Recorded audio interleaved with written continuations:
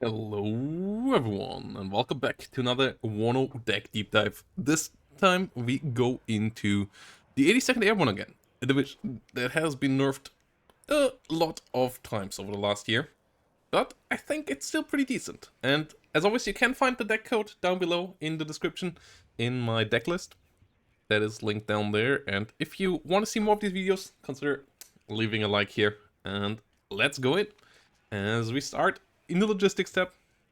That is pretty okay, pretty standard. 2 cards of supply because you don't have super much artillery, but you still want to get your helicopters resupplied, so the CH is pretty nice there. And then we have a Humvee here as the first of 3 cards of CVs. 2 more CVs here, 2 more CVs here, so 6 in general, which is not amazing, but it's okay. It's better than the lowest number of 5 that I would recommend to be the absolute minimum of CVs you have, but it's still something where you really have to be careful to not lose them, otherwise you might be ending up in a situation where you just don't have enough CVs around. So, Infantry tab, one of the strong points of this division. The forward deploy is fantastic, and the deck here comes out quite nicely with all of this as well. We start with the Airborne leaders here, 84, 12 men, and a smoke grenade. The 12 men is pretty important, that's why I use this one. There are smaller leaders here around as well.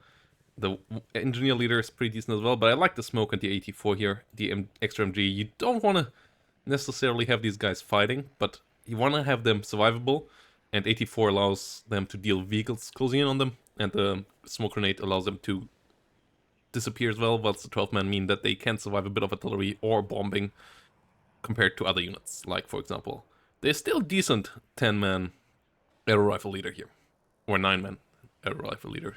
Decent option as well, but the extra 3 men really mean that you can survive a decent bit more when it comes to bombs and so on. Then we come to our engineers here, where we have the guys with the flash and the normal airborne engineers here coming around. The flash is here. Do you want to use them together with other units, whereas the airborne engineers can work decently on their own, with only being 5-man squads? Gotta be a bit careful, but the stun power and the HE power of the flash is quite nice, especially if you can keep some supply close by. Though the supply costs of them lately is really high, so you gotta be a bit careful there. I feel like they could go down 5 points in price again, but we're gonna see about that in the future. Airborne's here, pretty solid. Solid infantry unit, double MG, 9 hit points, 84, doing a decent job. Airborne Fire Team 84, good for the sides. The Airborne Dragons, Dragon 2 still hitting hard, but the range is a bit reduced. That's why you need the 2 teams here in this deck. You can't afford 3, but you need the 2 teams here.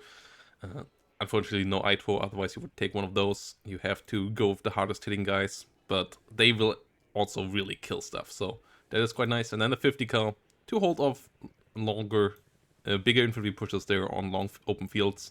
So the 50 cal here can come in quite handy as well. Artillery tab, just some mortars for that smoke play. That's pretty important quite often, and they also can help out of that. You want to hit enemy units from afar with aircraft and helicopters. The 105mm here, I don't really love them, so yeah, wouldn't recommend taking them even if the one costs a lot there. It's better used elsewhere. Tank tab, if you need some fire support with a 50 cal, the Sheridan can be decent there. The Sherlock ATGM is not great, but it's at least an ATGM that can one-shot a couple of vehicles from far away or stun them down.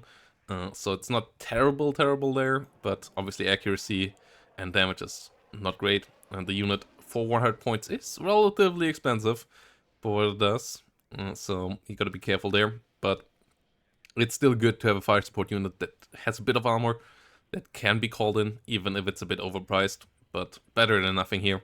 The Humvee tow, pretty important tank killer, really important to have around, and then the CV just being a CV unit that can roll around. Recon tab is where this division was once really OP with these bad boys. They have been nerfed. They are still good. And the high optics, the high damage of the Bushmaster, and the really quick speed mean that you still can use them to killing stuff. You just can't spam them anymore. They are more of a really tactical tool now.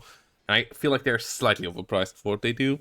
I feel like 95, 90 points maybe is where it's at. Meanwhile, the ACAF got nerfed too much because this one doesn't have the ATGM. So this one should go down to 80 points. A similar thing to these Sheridans, maybe going down to 90 points. But that is all something for another day. Currently, it's just what you get, and it's still pretty decent here. The Recon Infantry is good. The LRS now having a law. The Airborne Scouts having 84s, so they can be nice on the flank, holding on their own. Whilst the LRS are your strong recon, it can really spot a lot. And then the LAV is pretty nice as well. If you feel you don't need the 84, you can go for the snipers as well with the double sniper. Those are really deadly teams, but I like the 84 here, and just having this as a slightly chunkier real recon team running around the flanks. AA is pretty good as well. You have the Stingers, which are just your classic Stinger teams, with forward deploy here. In this case, you might actually could switch them over, though you get the veterancy, free veterancy here as well, so 5 points extra there for being able to maybe, if need be, get them forward deploy. Usually in the opener you want to use the Avenger more, but also getting the free veterancy is quite nice. You could consider going full upvet with them. I think that's a worthwhile consideration here. As you nowadays get a decent bit more Avengers as well. Avengers, fantastic AA pieces. Quick firing, can be moved around quite quickly as well. The speed off-road is surprisingly low. Could maybe be using a slight buff compared to other Humvees.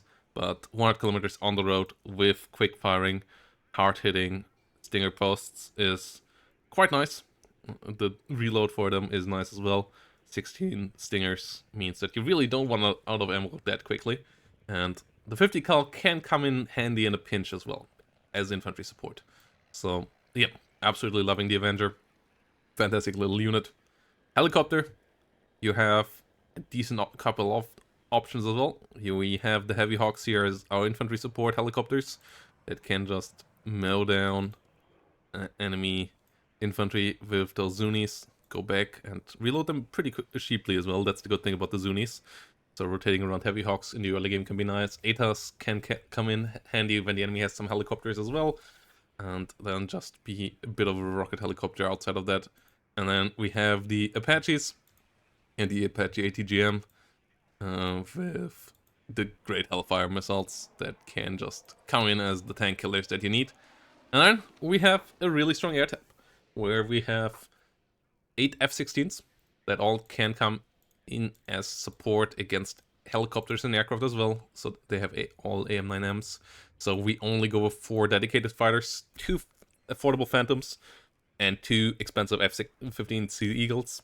And the extra count of Eagles, sure, you can go full on air superiority, but you can't usually afford that. Like, you usually want to do something on the ground with these investments. Investing all those points, more than 1,000 points into F-15s, like that's more than 4 minutes of income in a game.